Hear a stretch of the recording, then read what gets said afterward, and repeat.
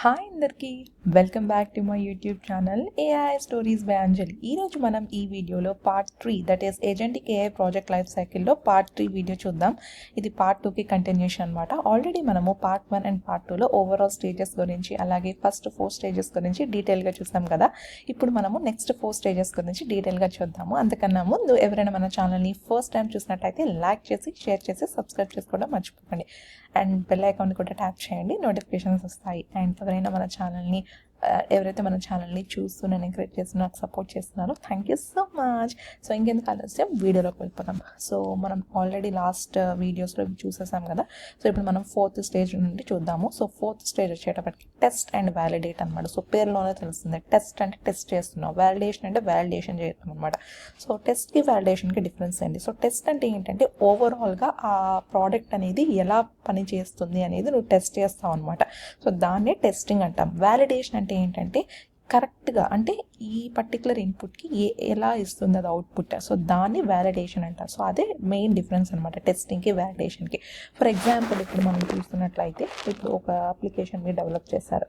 So ఆ అప్లికేషన్ను develop చేశాక సో ఆ అప్లికేషన్ అనేది ఓవరాల్గా నీ కస్టమర్ ఇచ్చిన రిక్వైర్మెంట్స్ ప్రకారము వర్క్ అవుతుందా లేదా, ఓవరాల్ ఫంక్షనాలిటీ అనేది నువ్వు అచీవ్ చేయగలిగావా లేదా, అన్నీ నువ్వు పెట్టగలిగావా లేదా, దాన్ని టెస్టింగ్ అనమాట. వ్యాలిడేషన్ అంటే ఏంటంటే ఆ అప్లికేషన్ యొక్క మెయిన్ పర్పస్ ఏంటి, నీకు వర్క్ అంటే పర్టికులర్ అప్లికేషన్ యొక్క మెయిన్ పర్పస్.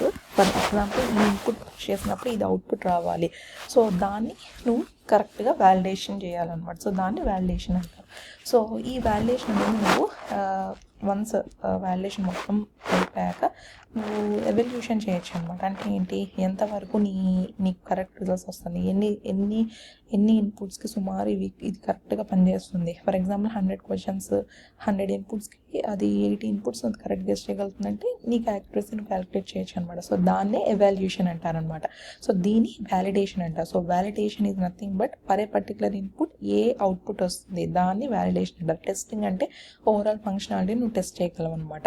సో ఈ టెస్ట్ ఇంకా మనం ఏం చేయాలంటే స్టేక్ హోల్డర్ యొక్క ఫీడ్బ్యాక్ని బేస్ చేసుకొని ఇంకా నువ్వు టెస్టింగ్ అనేది ఇంప్రూవైజ్ చేసుకోవాలి. సో బేసిక్గా ఇవి చేయాలంటే కేపీఐస్ని కానీ CSAT RO వీటిని డిఫైన్ చేసుకోవాలన్నమాట. సో ఈ టర్మ్స్ గురించి నేను ఆల్రెడీ ఎక్స్ప్లెయిన్ చేస్తాను, బట్ నేను ఒక సపరేట్ వీడియో కూడా చేస్తాను. బట్ ఇవేంటంటే చెప్తాను. సో నేను ఒక చిన్న ఎగ్జాంపుల్ ఇస్తాను. ఫర్ ఎగ్జాంపుల్ మీరు ఎప్పుడైనా థీమ్ పార్క్స్ కానీ లేకపోతే వండర్లా ఇట్లాంటివి ట్రై చేసి ఉంటే మీకు అక్కడ రైడ్స్ని మీరు ట్రై చేసే ముందు, రోలర్ కోస్టర్స్ని మీరు ట్రై చేసే ముందు అక్కడ రెగ్యులేషన్స్ ఉంటాయి అన్నమాట. సో మీరు హైట్ ఎంత ఉండాలి, వెయిట్స్ ఎంత ఉండాలి, మీకు ప్రెషర్ ఉండకూడదు, బ్లడ్ ప్రెషర్ ఉండకూడదు, మీకు ఇది ఉండకూడదు అది ఉండకూడదు అని రూల్స్ పెడతారు. సో అంటే ఏంటి, ఆ మెయిన్ థింగ్స్ కనుక నువ్వు ఎలిజిబుల్ అయితేనే నువ్వు ఈ రైట్ ఎక్కగలవు అనమాట. సో సిమిలర్లీ నువ్వు నీ ప్రోడక్ట్కి మెయిన్ రిక్వైర్మెంట్స్, మెయిన్ థింగ్స్ ఇవన్నీ ఉంటాయి అనమాట. సో అవి ఆ KPIs, ఆ రూల్స్ అవన్నిటిని కూడా దాన్ని బేస్ చేసుకొని నువ్వు టెస్టింగ్ అనేది చేస్తావు. అవన్నీ ఒక్కటి చూసుకొని అవన్నీ సాటిస్ఫై అయితే you can say testing is successful అనమాట.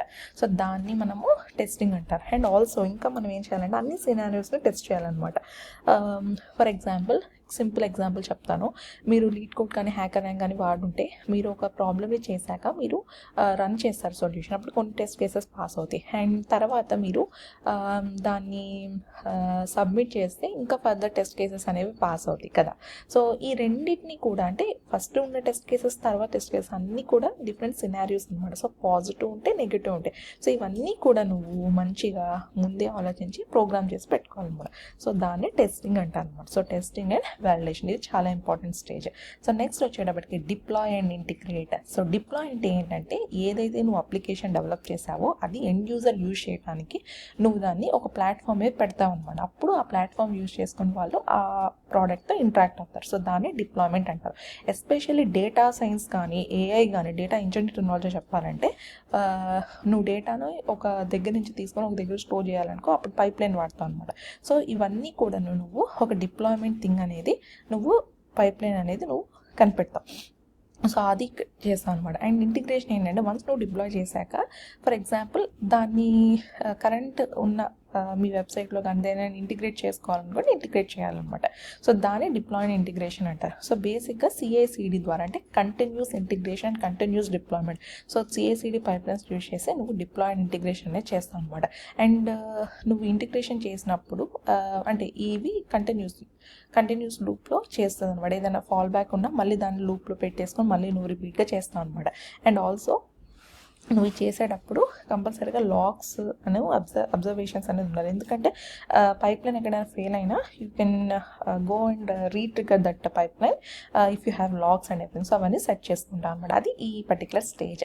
Next monitor and improve. So ఏ అప్లికేషన్ అయినా లేకపోతే ఏదైనా సరే మనం డెవలప్ చేసామంటే అది వన్స్ మనము బయట కస్టమర్స్కి ఇచ్చినప్పుడు కానీ ఎవరికైనా యూజ్ చేసానికి ఇచ్చినప్పుడు వాళ్ళు యూజ్ చేసినాక వాళ్ళ యొక్క ఫీడ్బ్యాక్ని, రివ్యూస్ని మనం కంపల్సరీగా తీసుకోండి. ఫర్ ఎగ్జాంపుల్ ఒక చిన్న రెస్టారెంట్ పెట్టారు మీరు కొత్తగా. సో మీరు ఫస్ట్ వాళ్ళు అన్నీ అయ్యాక రివ్యూస్ రాయమని చెప్తారు. ఎందుకు రివ్యూస్ నథింగ్ బట్ మనం కూడా ఇప్పుడు అమెజాన్లో ఏమైనా కొన్నాం అనుకో కంపల్సరీగా మనం ఆ ప్రోడక్ట్ యొక్క రివ్యూస్ చూస్తాం. ఎంతమంది కొన్నారు, అసలు మంచిదా కాదా అనేది.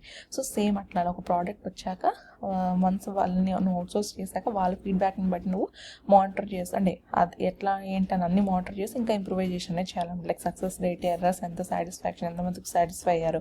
సో దాన్ని బట్టి నువ్వు రీట్రైన్ చేసి ఆప్టిమైజ్ చేసుకుంటాను నీ ఏజెంట్స్ని. సో ఇవన్నీ కూడా టూల్స్ యూజ్ చేసి చాలా ఎఫెక్టివ్గా చేయొచ్చు అనమాట.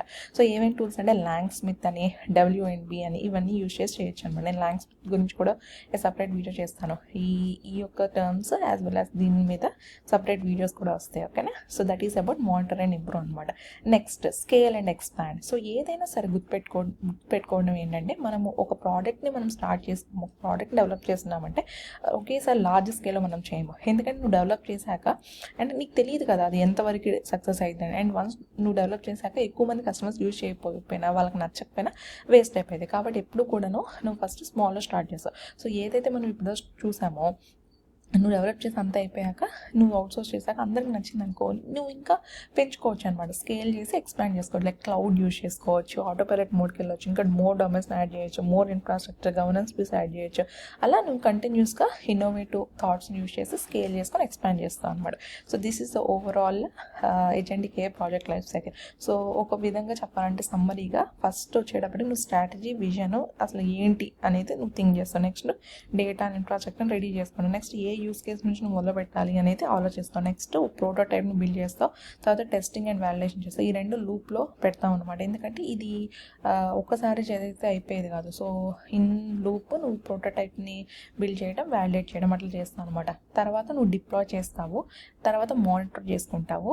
నెక్స్ట్ అంత నచ్చి అంత బాగుంటే నువ్వు స్కేల్ చేసుకొని ఎక్స్పాండ్ చేసుకుంటావు. ఇదనమాట మన లైఫ్ సైకిల్ సమ్మరీ. నెక్స్ట్ ఫైనల్గా ఒక చెప్పాలి ఏంటంటే ఎప్పుడు కూడా స్ట్రాటజీ అండ్ కొన్ని టాక్టిక్స్ వాడితే సక్సెస్ అవ్వగలవు.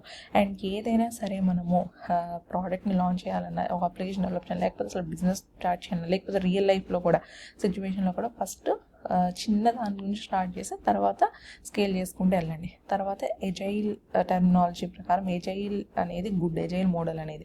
ఎందుకంటే రిక్వైర్మెంట్స్ని బట్టి నువ్వు దాన్ని చేంజ్ చేసుకుంటూ వెళ్తావు. అంతేగాని వాటర్ ఫాల్ మోడల్గా అన్నీ ముందే తర్వాత చేయాలంటే అది ఎప్పుడుకో అయ్యిద్ది అనమాట. సో ఎక్కువ టైం కూడా తీసుకుంటుంది. కాబట్టి agile methodology is good. Most of the companies are using agile అనమాట. Next ethical. ఎప్పుడు కూడా అసలు ఎస్పెషల్లీ AI యూజ్ చేస్తున్నామంటే ఎథికల్ ఈజ్ వెరీ ఇంపార్టెంట్. ఎందుకంటే ఎథికల్ బిహేవియర్ అనేది మనము ఈ సొసైటీలో యూజ్ చేయాల్సి ఉంటుంది. నాన్ ఎథికల్ బిహేవియర్ని ఎప్పుడు కూడా ఎంకరేజ్ అంటే అసలు చేయకూడదు, తప్పనమాట. ఫర్ ఎగ్జాంపుల్ ఒక హ్యూమనే అబ్యూసివ్ లాంగ్వేజ్ యూజ్ చేస్తే మనం తట్టుకోలేము. ఎవరైనా మనం తిట్టినా మనం తిరిగి అంటాం. సో సిమిలర్గా ఒక AI మెషిన్ అనేది ఒక మనిషిని చెడు ప్రభావాన్ని గురి చేయకూడదు అనమాట. సో ఇప్పుడు ఫర్ ఎగ్జాంపుల్ టీవీ వల్ల మనకు మంచి ఏంటి, కొత్త ఇన్ఫర్మేషన్ మనం చూడొచ్చు. కానీ అదే టీవీకి అడిక్ట్ అయ్యి చాలామంది వాళ్ళ యొక్క టైంని వేస్ట్ చేసుకుంటున్నారు. సో సేమ్ అంతే అనమాట. ఎప్పుడు కూడా నువ్వు పెట్టే అప్లికేషన్ కూడా ఎథికల్గా సొసైటీకి ఉపయోగపడాలి, కానీ నీ స్వార్థం కోసం, డబ్బు సంపాదించుకోవడం కోసం యూజ్ చేయకూడదు అనమాట. నెక్స్ట్ సో ఈ 3 థింగ్స్ అనేవి కంపల్సరీగా ఫాలో అవ్వండి. అప్పుడు మీరు సక్సెస్ అనేది అచీవ్ చేయగలరు. సో ఇంకా ఈ వీడియో మీకు అర్థమైందని అనుకుంటున్నాను ఈ టాపిక్. సో మనము agentic AI project life cycle గురించి చాలా డీటెయిల్గా 3 పార్ట్స్లో డిస్కస్ చేస్తాము. సో ఇంకా ఎవరికైనా డౌట్స్ ఉంటే నా కమెంట్ సెక్షన్లో కమెంట్ చేయండి. ఇంకా మరిన్ని ఇంట్రెస్టింగ్ వీడియోస్ కోసం నా ఛానల్ని సబ్స్క్రైబ్ చేయండి. Thank you so much for watching this video. Thank you.